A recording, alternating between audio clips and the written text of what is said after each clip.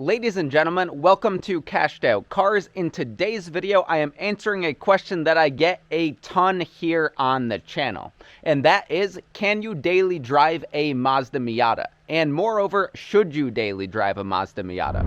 Alright, so can you daily drive a Miata? Well, my answer is, of course you can. It's a car that you could drive on the street. Of course you could daily drive it. The bigger question is, do you want to daily drive a Miata? Because you could daily drive a bicycle. You could ride your bike everywhere and it will get you there, but it has its benefits and its cons if you go that route. So, can you daily drive a Miata? Yes. Are you personally going to like daily driving a Miata? Well, that is what we're going to be covering in this video. Alright, so let's take just a second here and talk about storage space. Obviously, this is a relatively small two-seater sports car, so you don't get a ton of room. Right now, I'm packed up to go on a weekend trip, go do some filming, so I have a weekend bag in the back here. I have my stabilizer, a tripod, and some camera stuff, and other various stuff up front here. And we're pretty close to at full capacity with one person. Obviously, if you have another person here, you don't really have as much storage space.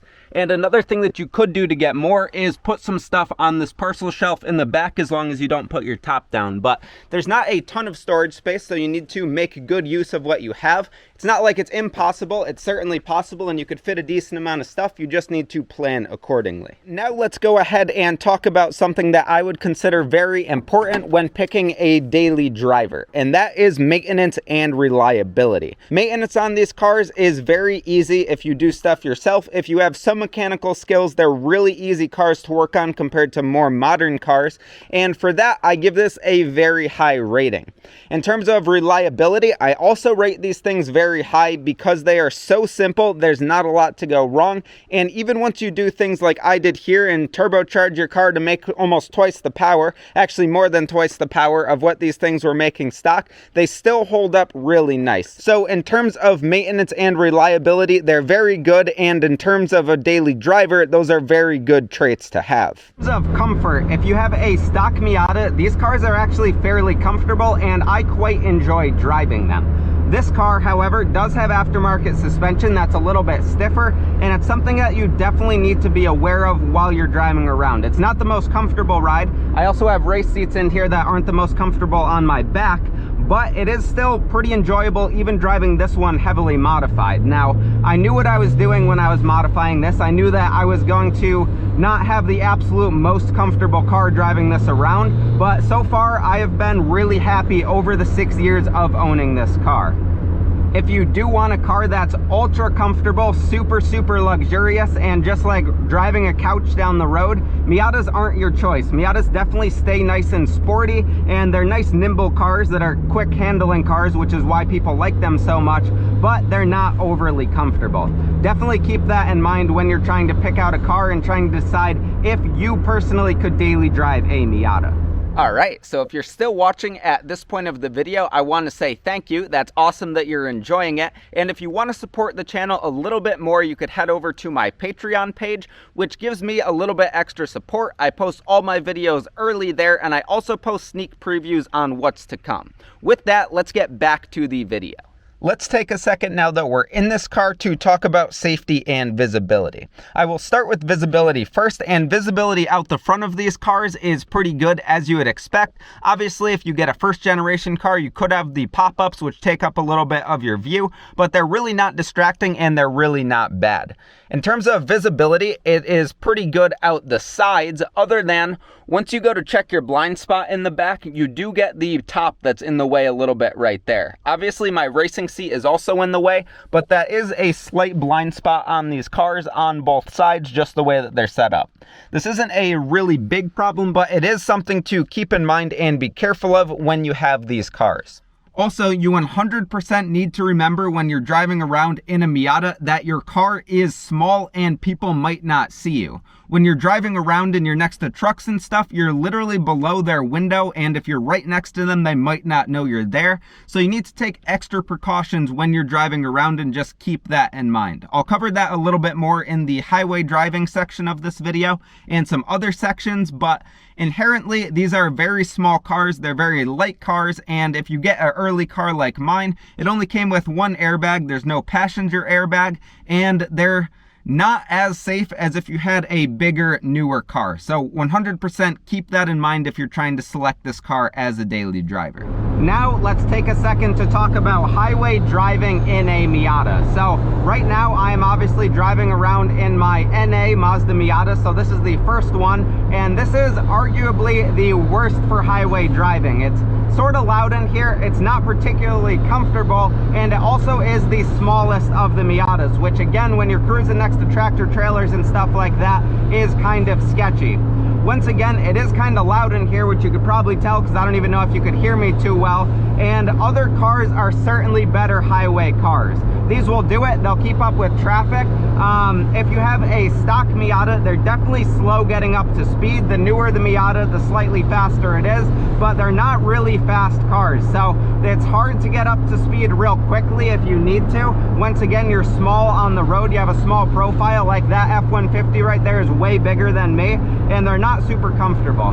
Cars like that NC Miata that just happens to be in front of me are definitely more comfortable highway cars if you want one that's more suited to drive on the highway more often. But again, it's doable. You need to be careful and you need to think ahead a little bit because you're much smaller, but there's nothing really wrong with driving a Miata on the highway. Another important topic that I want to cover in this video is gas mileage. If you're daily driving your car, you're probably driving it a lot, and you'll want to consider what it gets for fuel economy. So Mazda Miatas are actually pretty decent because they have small engines and they're very light cars, so you could get pretty good gas mileage out of them. When this car was stock, I was getting around 27 miles per gallon all around, which I thought was pretty good with a good mix of highway driving and city driving. And now that it's turbocharged, that's down to around 21, 22. Now that's not because this car is suddenly significantly less efficient, but it is because, well, it's really fun to drive the car fast now that it's turbocharged, so I have a habit of using a little bit more right foot than I did before. But regardless, if you have a Miata, you could get pretty decent gas mileage with it, and it really would not be that bad to daily drive. Also, newer Miatas get significantly better gas mileage than older ones, so if you're looking at something with really good gas mileage that has the safety features and has a lot of other things that older ones don't, look for a newer car. So now let's talk about driving in traffic. We have a Chrysler Sebring in front of me, some Hyundai over there, and some mid-sized SUV over there, and this thing is tiny. That's something that you definitely need to be aware about when you're driving Miatas, daily driving them and driving them in more populated areas, is that your car is small. You need to make sure that you drive predictably and that you want to make sure that people really see you, because it'll be easy for you to be missed. That's very important when driving these cars all the time, and especially driving them in traffic. Next, let's go ahead and talk about technology in these Miatas. In older cars, they are very, very bare bones. So you basically start out with a lot of manual things. Some cars did come with cruise control. I've taken mine out. Some cars do come with AC, but a lot of older ones will not have working AC, and they used to use a different kind of refrigerant, so you'd have to update it to modernize it and actually get it to cool. Most cars will have a very old radio that has a tape deck or a CD. I have upgraded mine to this Bluetooth unit, and I have a video on how I did that, which I'll link. But overall, these old Mazda Miatas are not particularly optioned out in terms of technology and things that you would sort of come to expect in a newer car. So they certainly can be upgraded to be livable, but they are not super optioned out. With early NAs, there's another thing that I want to show you, and that is that you actually do only have a few interior lights here. There's that really small one right there, and this really small one down there, and that is it. So that should give you a pretty good idea of what you'll be looking at for the technology that's in these cars, and it's not a lot. It's really a driver-focused car, which is what makes them so much fun, but you need to consider if you're going to daily drive it, if that's something that you want and something you could live with. So now let's talk about one of the big reasons why you might enjoy daily driving a Miata, and that is fun.